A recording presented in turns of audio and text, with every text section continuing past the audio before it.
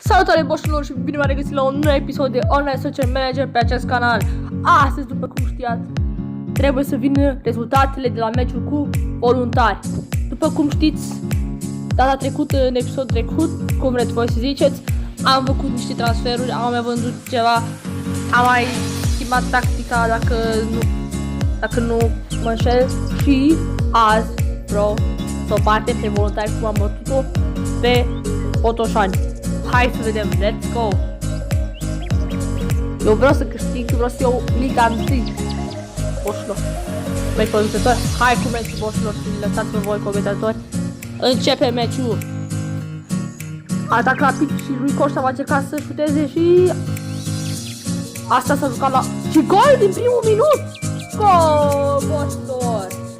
Mamă, lui Costa! L-am cumpărat data trecută și... E zeu bossul ăsta. E zeu băiat, e zeu, vă zic.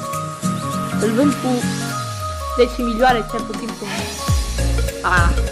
Da, 1-0 în minutul 1. Asta e ceva. Poate e bine. Hai să vedem, minutul 14, 17, 18, 19, 20. Joc frumos și acum așează pe poartă. Sper să nu nimerească. Da, tot bine. Bine că n-au nimerit. Hai cu atacul, băieți, vreau să văd golul. Eu vreau să batem cel puțin 3-0. Cel puțin. Vor să luați cu capul? Hai. Dacă nu apăr portarul, bine apărat. Sau ocazie ratată, da, mă rog, așa e mereu. Nu apără portarul, dar ocazie ratată. Mereu așa e jocul ăsta.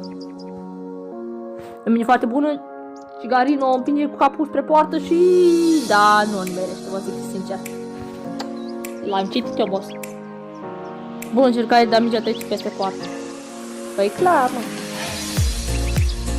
Și prima repriză terminat. Sper. Avem o repriză de vis, da? Hai să vedem pauză publicitară. Am retors cu meciul a doua repriză. S-a terminat pauza publicitară. Hai cu golurile. Să curgă cu goluri. A luat galben, Botaru. Mai calmează și mai fac așa de multe cartonașe galbene. Degrabă ești nou Ramos de România. Bine că n-au nimerit. Marius Pou. Bine că e un bou. Aha. Și mai presiuni și dacă apără.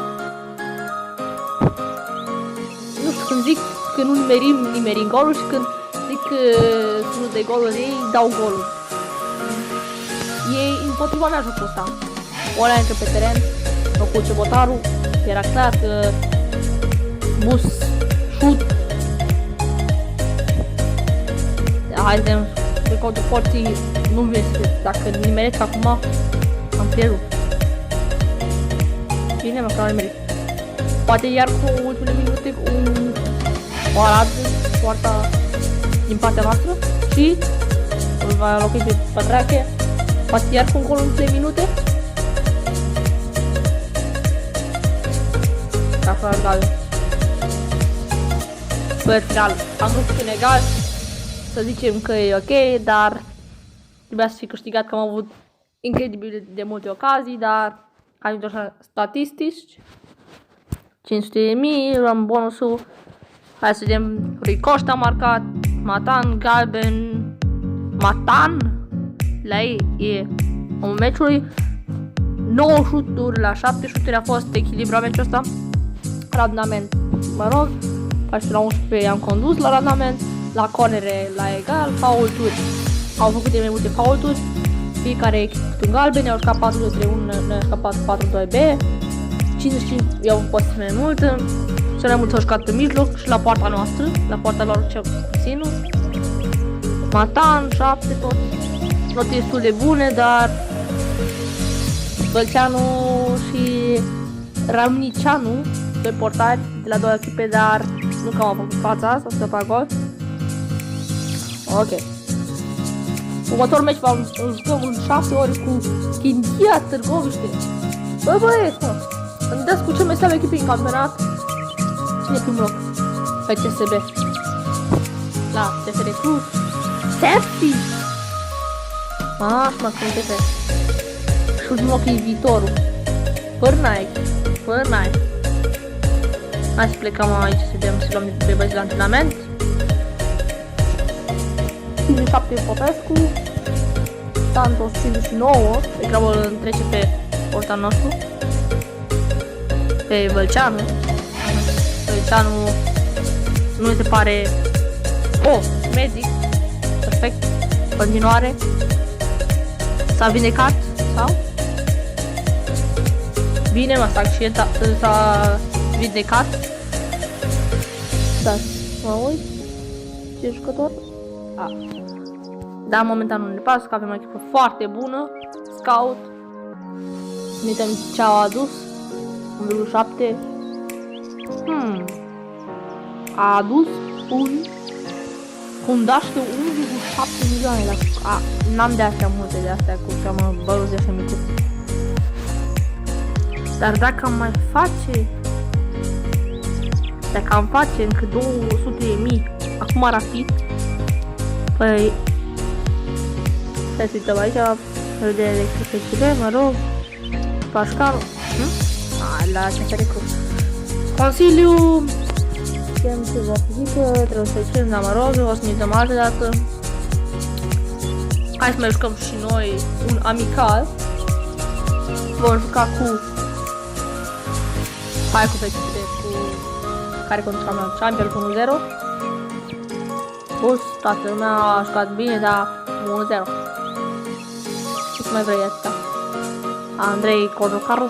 Stai, cine arbitra meciul ăsta care a jucat noi? În tabela program competițional, a nostru, mult. Cine ne-a arbitrat noi? Dacă era Cojocaru, e clar. Bine am explicat. Ce arbitru? Ovidiu Hatzegan, bă, ne fură Hatzegan. Știam eu că e fură Hatzegan. Bă, v-am zis eu. Nu v-am zis, dar Salah. Eu. Bă, dar ce caută mă Salah aici? Are față de mumie.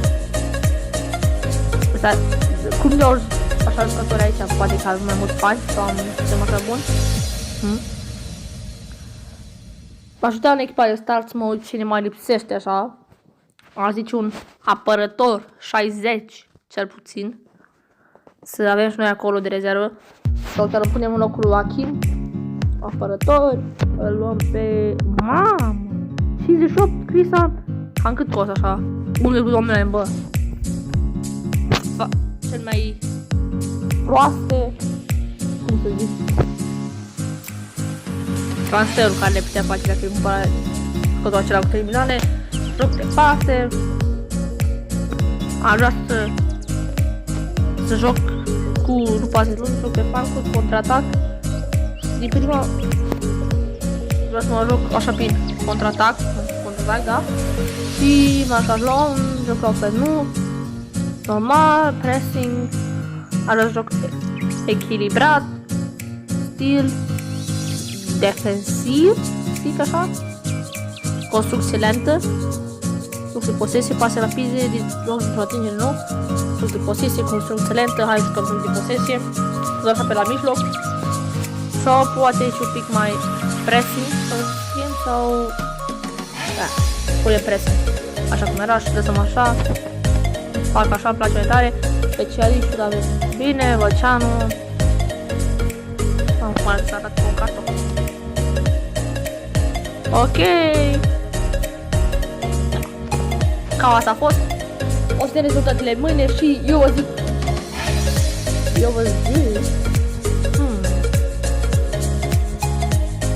Dar mult mai bine. Este nu cum ia Hatzegan, mă. Dacă e Hatzegan, a încurcat-o. Băi, dacă e Hatzegan, vă zic George Gaman. Bine, mă. O jucăm preliminari cu Botoșani, Horațiu Feșnic. Aici o jucăm cu Dinamo București. Aici cu Herman asta. Ok. Ia să pun un jucător în antrenament. Aici să pun Popescu. Ion 19 ani. poate fi mare jucător. Santos și o să vedem rezultatele mâine, sper să câștigăm și eu pot să stau Oli, scuze că v-am luat așa mult timp, a fost așa un episod lung, dar data vreau să fac mai scurt, eu am fost să stau Oli și vă zic la revedere.